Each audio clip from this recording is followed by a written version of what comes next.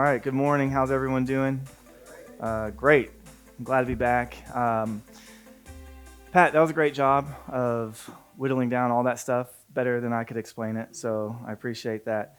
Um, so, like you said, yeah, I'm thankful to be here. I'm excited to be with you guys. We're in a series um, called Reconstructing Manhood, which seems like a big topic, right? It's saying, one, that something needs to be reconstructed, something's broken. Two, that we know of someone or something that can tell us what manhood is. And three, that it's important for now, that this is a big topic. But as I was preparing for this and thinking through it, what I should talk about, Pat kind of gave me free rein, which is kind of dangerous. And I thought, before we even get into this reconstruction conversation, I think men, at least from what I'm learning and what I'm seeing, we need to be awakened. So before we reconstruct, we need to wake up. And my talk today is called Sleeping Giants, Millennials, Boomers, and the Future of Men in the Church, which is also a pretty big title. And it's good that it's called Sleeping Giants, and God has a sense of humor because last night, 2 of my 4 kids were up a lot, and so I feel like a slumbering giant this morning. So bear with me if I fall asleep standing up. But yeah, when I'm thinking about these 2 massive groups, why sleeping giants? Well, millennials and boomers are the biggest generations ever, right? Boomers came along, as you all know, the biggest generation of all time in human history. And recently, millennials have passed you as the biggest generation. And from everything I'm learning and reading, it seems like the relational gap between the two is just as big. And so how do we deal with that moving forward as the church? And like Pat said, I work at a department of Man in the Mirror called Mirror Labs. Mirror, which is deep reflection. We want to look at what's really going on. And Labs is, we're in an interesting spot culturally that we need to start actually taking new experimental approaches and trying new things because some of the things that we've done before is not working now. So this morning, what I want to start off with is, since it's called Sleeping Giants, I want to give you giant statistics, these 3 landmark statistics that I've found this year have stuck with me and have probably been most influential to me in what I've been learning about, and what I think everyone in this room should know about too. So here's number 1. Gallup came out this year and said 47% of American adults said they were members of a church, mosque, or synagogue, based on polling last year. And the synagogue and the mosque part of it is less than 10%. So the majority of this, they're talking about the church. What's interesting about it, it's the first time since they started polling in the 30s that church members have been the minority in this country. And as you can see, I don't know, do some of you guys do stocks? Most men say they don't do stocks, they dabble in stocks. But this is not a stock that I would want to invest in because it's curling down. And this is really important to know because we're on a trend line over years and years and years curling down away from the church. And so when I see something like this, my initial question is, well, where are they going? Where are they landing? What's happening? So this is the second statistic that I think is really important for us to know. And it kind of mirrors the first statistic, and this is the growth of religiously unaffiliated people in this country.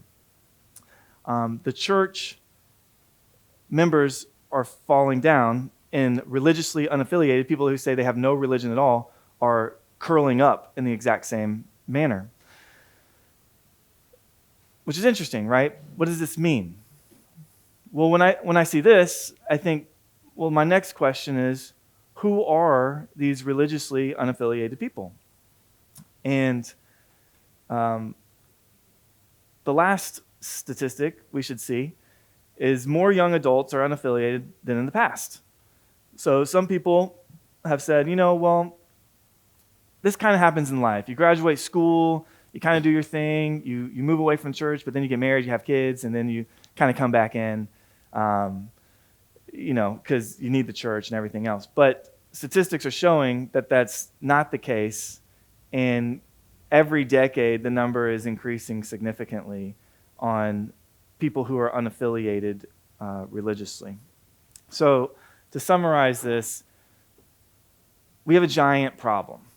The religious landscape in America is shifting dramatically. So in the past 20 years, church members have decreased by 20% of the total population, and religious nuns have increased by 11%. And a religious nun, again, is someone who says, what religion are you? None, right? So they identify as atheist, agnostic, nothing in particular. And what's interesting about this is the nuns are the fastest growing religious category in the United States over the last 20 years, and now they are the second largest religious category in the U.S. And as we could see from the trend lines, they're going in that direction more and more. How big of a problem is this? Why is this even important to know, right? So I've made friends with several social scientists and sociologists, and there's two guys that I really like, Paul Jupe and Ryan Burge. Ryan Burge wrote a book called Religious Nuns. He's probably the foremost sociologist on this topic. And right now they're trying to get funding. They've done preliminary studies, but they're trying to get funding to do the biggest de-church study ever in American history. And they say this current de-churching trend is not only massive, but it's unprecedented. Like, we have nothing to compare it to. For a reference point, we can take the Great Awakening. Do y'all remember the Great Awakening? Not to say that you were there, but the Great Awakening was this religious revival in British America, in the British American colonies. And it was between 1720 and 1740-ish, so 20 years. And there were some key players, George Whitefield, Jonathan Edwards, John Wesley, that are kind of titans in our faith. And out of this period, we call this the Great Awakening. Why? What happened? Well, over that 20-year period, church membership rose 10% out of the whole population. And that was enough for us to be like, this is a great awakening. That changed culture. That changed America. What we're seeing in the past 20 years is it's changed 20%, twice as much as that. And not only is it unprecedented, it's the biggest religious shift in American history, and it's the first time it's away from Christianity. And this is reality today. I don't know about you guys. I'm the kind of guy where I just want to know what's true. I don't care how bad it is. Just tell me what's going on and let me kind of figure out what's the foundation baseline with where we are. And so that seems to be reality. So the future. What does this mean? Why do these stats matter for us here today? Why would we even need to be talking about it? Well, young men are leaving the church and they're becoming more and more religiously unaffiliated. They're being lulled to sleep by culture, and they're being lulled away from Christ in the church. And not only are they being lulled away and lulled to sleep, but they're doing that at alarming rates. And it should be sounding, alarms in all of us. So we're moving from, let's say, that Great Awakening to fast asleep. We're out, we're looking at other things, and we're just wandering off, lost sheep, on our way. On the flip side, our elder statesmen seem to be unsure what to do. What do we do about this? And maybe even apprehensive at the severity of the problem. When I'm talking about this and showing things and working through it, I get a lot of apprehension. Like, well, it's probably not as bad as you think. God's still in control, and all, which is true. But Christians are pretty hopeful people because we know what happens at the end, right? We know the big revelation at the end, Christ's return, and there's a new heavens and new earth, right? But sometimes that turns into blind optimism about the present. And we're not willing to face the hardships and the reality of what we're dealing with right now. So in my work, I've seen that boomers not only struggle or how to figure out how to engage the de-churched young men, which makes sense. This is a new thing. But they're also struggling with how to engage the young men at their church. There's a local pastor in town I was talking to just the other day, and he's telling me a story that he has a man who he respects, who's awesome, 65 years old. He's an elder at the church, and this guy's probably like 35. And some younger guys at this church came up to the pastor and said, hey, we went to the elder, and he's so humble. We just love him so much. We said, hey, will you disciple us? And he said, no. And so we're just telling you as our pastor, like, that's kind of weird. So maybe check on him. I don't know. So my pastor friend went to this elder and said, hey, I heard some of the guys in the church gave you pretty much a softball question. They came to you. They asked you to disciple them. And you said, no, is everything okay? Like, should I be worried?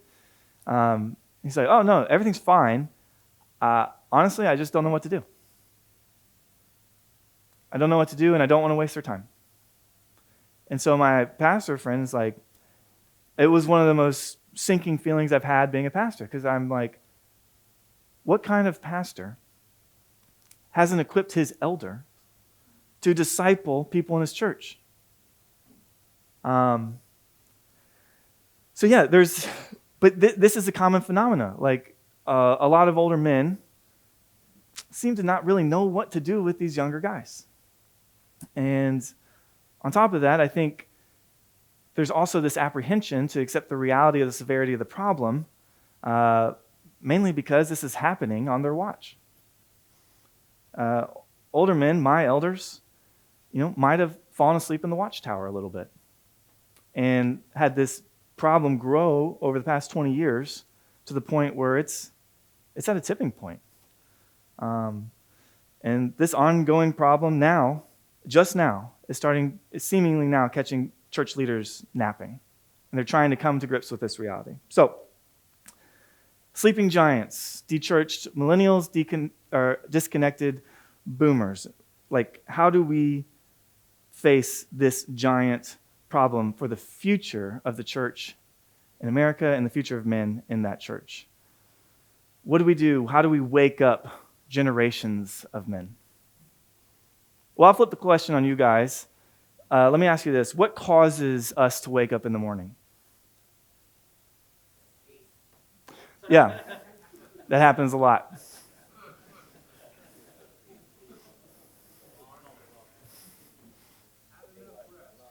Had enough rest, an alarm. This man knows the truth. Daylight. Scientifically, the answer is daylight. Secondarily, our temperature can rise. That can wake us up. We can detect movement. But really what it comes down to is the optic nerve in our eyes. We sense morning light, and so it awakens us. And here's something interesting about light. In 2017, these guys right here, American scientists, they're the most scientists I've seen in a long time. They won the Nobel Prize. And they won the Nobel Prize for discoveries of molecular mechanisms responsible for our circadian rhythms. Is everyone still awake, or did you fall asleep when I said that? So our circadian rhythms, without going into too much detail, basically they prove that we have an actual biological internal clock, like a physical part of our brain that links us to the natural rhythms of creation, specifically through light. It's really fascinating when you start to look into it. So in the natural world, sunlight is the strongest time cue to set our internal clocks for rest and activity. And that makes sense because from the beginning of time, you get up with the sun and you go down with the sun. And our bodily processes are matched to daylight so that when the light diminishes, our bodies actually start preparing us to sleep. They trigger melatonin. And then when the same light intensifies at dawn, our bodies are triggered to release cortisol and adrenaline to increase alertness. Why is that important? Why are we even talking about this? This seems such like a left field curveball. Well, while it proved that we are made to be in sync with nature and creation, it also proved that when this clock is out of sync, our bodies break down. So from the beginning of time, we get up with the sun, we go down with the sun, and then we control fire. So then as the sun goes down and the embers cool off and there's, the moon and the stars above, then we fall asleep. And then it goes from sunlight to firelight to gaslight to electric light. And now we can have light 24/7. We control the power of light. And they're starting to think and see that maybe this onslaught of the issues we face health-wise, whether it be obesity, cancer, all these problems, might be because we're not resetting our circadian rhythms, our internal clock, to nature. And when that gets out of whack, the problem it compounds on itself, and unbelievable issues arise with depression, all anxiety, all the things. So, as this guy I know likes to say, here's the big idea about that. The light around us signals to our bodies when it's time to be active and when it's time to rest. And we have discovered that when we do not receive the right light, we cannot thrive. Humans cannot, if it's artificial, we cannot thrive. Our bodies start to break down. And when we see and absorb the correct natural light, our minds and our bodies flourish. So how do you wake up a sleeping giant? How do you wake up a generation of men? Humans cannot make a light strong enough and big enough to wake up all these people. It's literally impossible. And yet they claim to have this all the time. They say, this is the way. This is how you move forward. This is how you wake up from all your issues and depressions and all these things. There's only one light big enough for that. It's the one who says, I am the light of the world. Whoever follows me will not walk in darkness, but will have the light of life. Who's heard this since they were a kid? Me. It doesn't really hit the same. Like you think, okay, yeah, the light of the world, we have candles, we do something singing maybe at Christmas. I don't know. But if you look at the context in which Jesus dropped this bomb, it hits a lot harder. So the Feast of Tabernacles was this week-long fall festival commemorating basically the 40-year journey through the wilderness of the Jews. And so on the last day of that week of this festival, they would end with this light ceremony called the illumination of the temple. And it was on autumn equinox when the day and the night were of equal time. So it would kind of look like this at the temple. So basically, these priests would light these huge bowls of oil to remember and celebrate God's deliverance from Egypt when they went out or to the promised land by that pillar of fire. So they lit up the whole temple. And Jewish literature tells us that it was so bright and so lit, both physically and party-wise, that it would light up half of Jerusalem. It would light up half of Jerusalem because there was no, large-scale lighting after dusk. So almost all of Jerusalem was lit up. And they would say that the men of piety and good works used to dance before them with burning torches in their hands, singing songs and praises, and countless Levites played harps, lyres, cymbals, and trumpets and musical instruments, or instruments of music. So it was a party. It was a light party.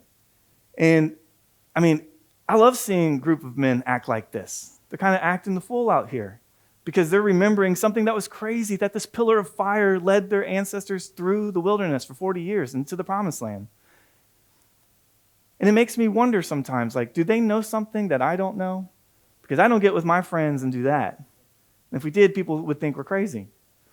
But these men would dance until dawn, until the sun actually rose.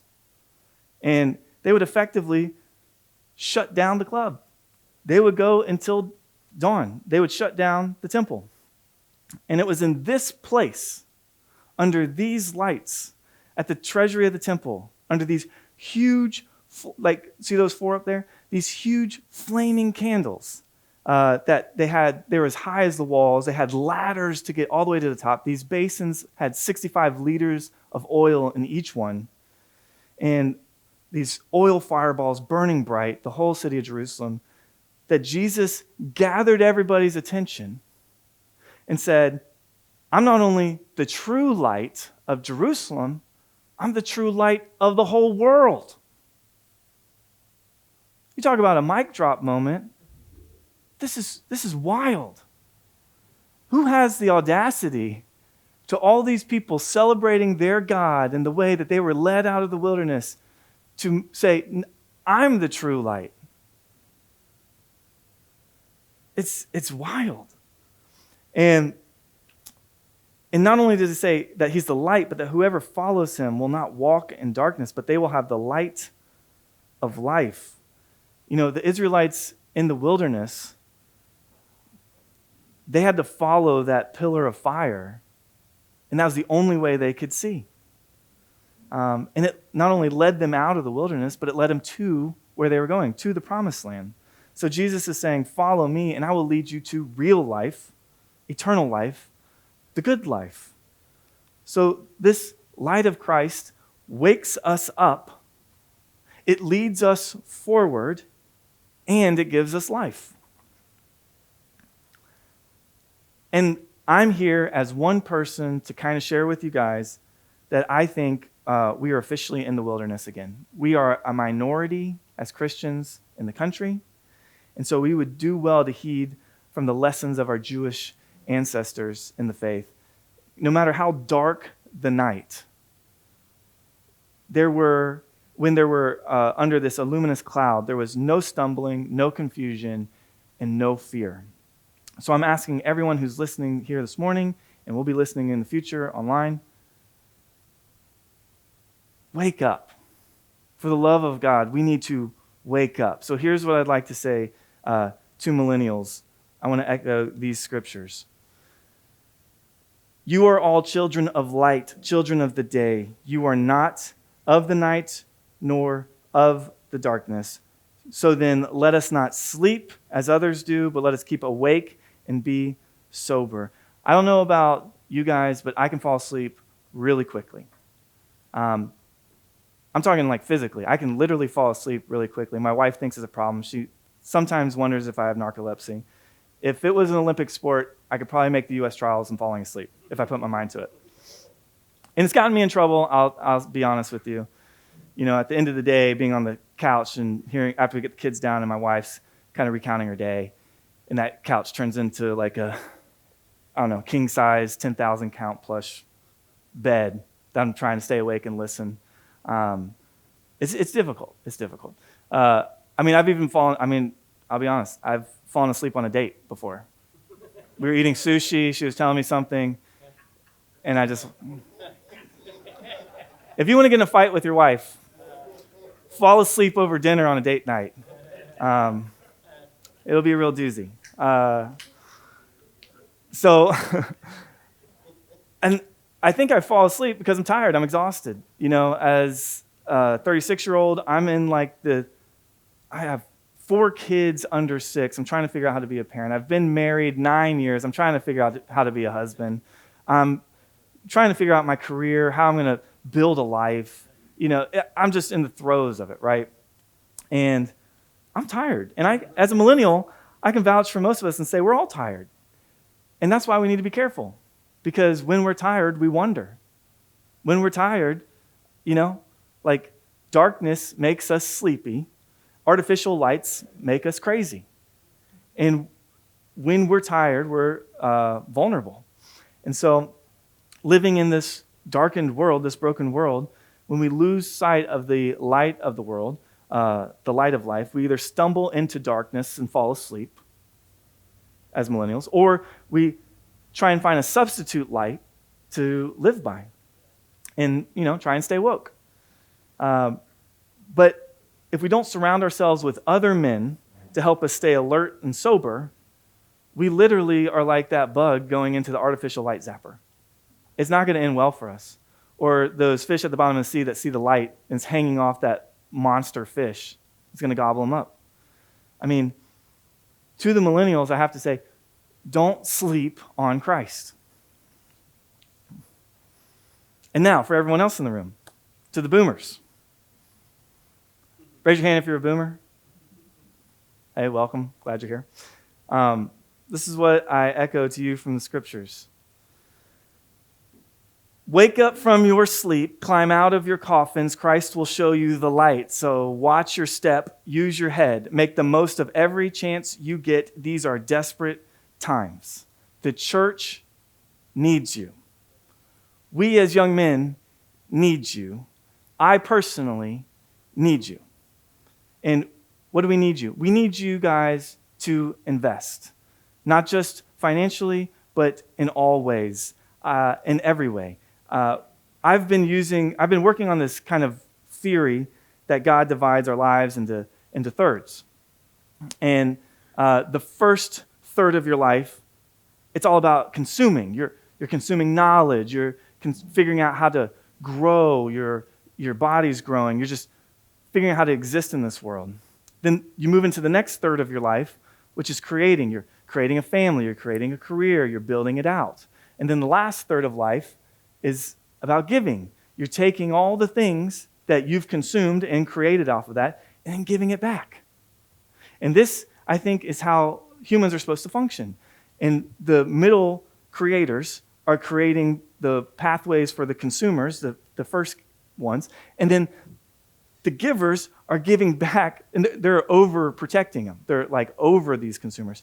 And then the last third of the givers, and they're under supporting the middle creators, these middle-aged people. And unfortunately, I see from time to time that we live as consumers, creators, makers, then go back to consumers. We go back to being retired and just kind of like taking it all in for ourselves. And we're not actively trying to give everything we have away. I can't imagine a more fulfilled life than to be on my deathbed in a natural death saying, I have nothing left to give. I gave it all away. I gave all of my wisdom, all of my experiences, all of my time, all of my energy to the future of the church, the future of my children, the future of young people. I wish them well. Now I get to see the face of God. If you're in the last third of life, I want to say this. In my view, you are literally in the golden age of discipleship. You were made and you're alive now for this moment to disciple younger men. That's the biggest reason God still has older men here, is to disciple and help us, because I'm telling you, we are treading water. We are trying to figure everything out, and we need help. And I've told people this, I've told older men this, and like I said before, it gets kind of this response of like, well, what do? I don't know what to do. Well, I'm glad you asked. Here's Jeremy's quick tips on how to develop intergenerational relationships. And so I'm going to break these down, because if these tips can help you guys break through these age-related stereotypes, pass on faith from generation to generation, and help the church lay down a better future foundation for the future, then we're all winning. Okay, here are 6 things. Remember your motivation. Why are you doing anything you're doing? Well, God's not through with you yet, just like he's not through with me yet. And he still cares about you. And the question is, do you care about what he cares about, right? And I know most of the men in this room would say, yes, absolutely. Well, God cares about the great exodus of young men leaving the church. That's a fact. It's his bride.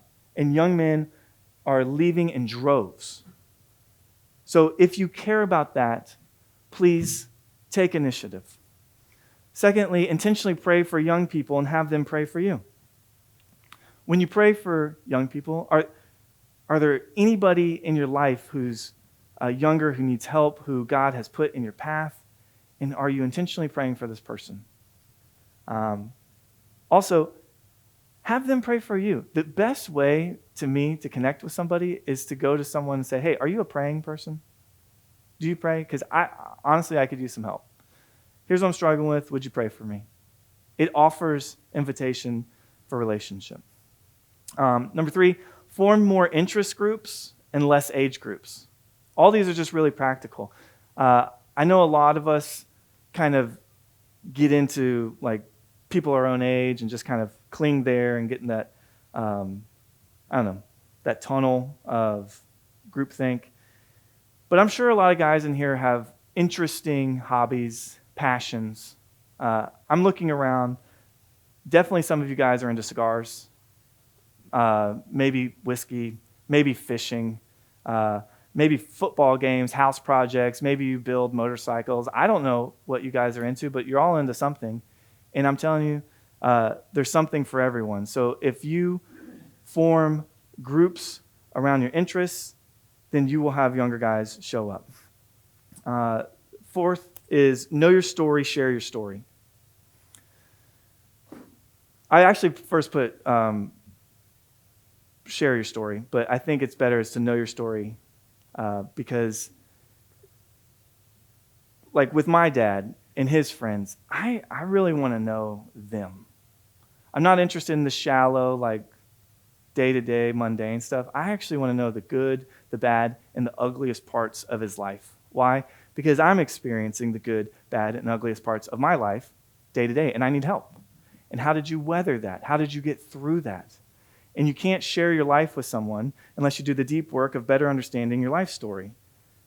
And so I know there's a stigma with older men with counseling and working through your life, but you got to get over that stigma because we need to know the deepest parts of your life to help us survive the hardest parts of ours.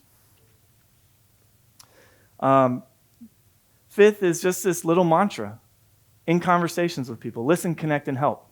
I was working on a project a few years ago with an organization. This came up, and it's the best, most simple, straightforward way how to connect with someone. If you're in a relationship with someone and having a conversation, listen, connect, and help. Actively listen to what they're saying. Don't even say any comments. Just only ask questions. Ask further clarifying questions. I was in this experiment one time where this guy said, I can know someone's deepest issues in their life in 10 minutes. And everyone's like, that doesn't even make sense. And he's like, it's really actually simple. You just have to ask good questions. And so he brought someone on stage, this woman, and they had this 2 chairs. They were talking to each other. And he said, I'm just telling you right now, I'm only going to ask questions, and I'd love for you to answer honestly. And you can direct wherever. He was like, how are you?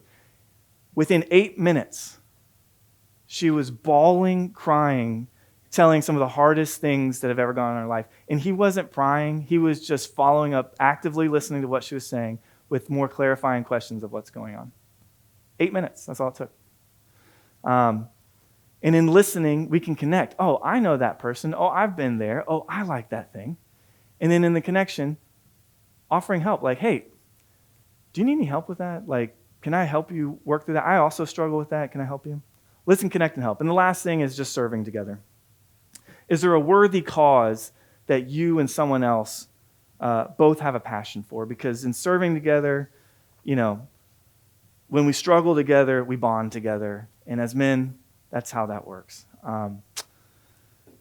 If multiple generations of men would worship, work, play, and serve together, things would change. That's what I'm fully convinced of. That's what I'm here today to say. If we did all these things together, things would change. We would course correct, and not in our own strength, of course, but by acknowledging and repenting how we've fallen asleep, and then embracing the light of the world.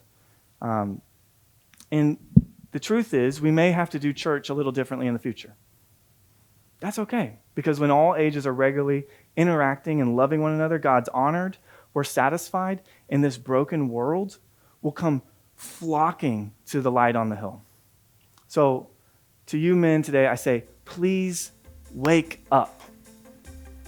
Arise, shine, for your light has come, and the glory of the Lord has risen upon each and every one of you. Thanks.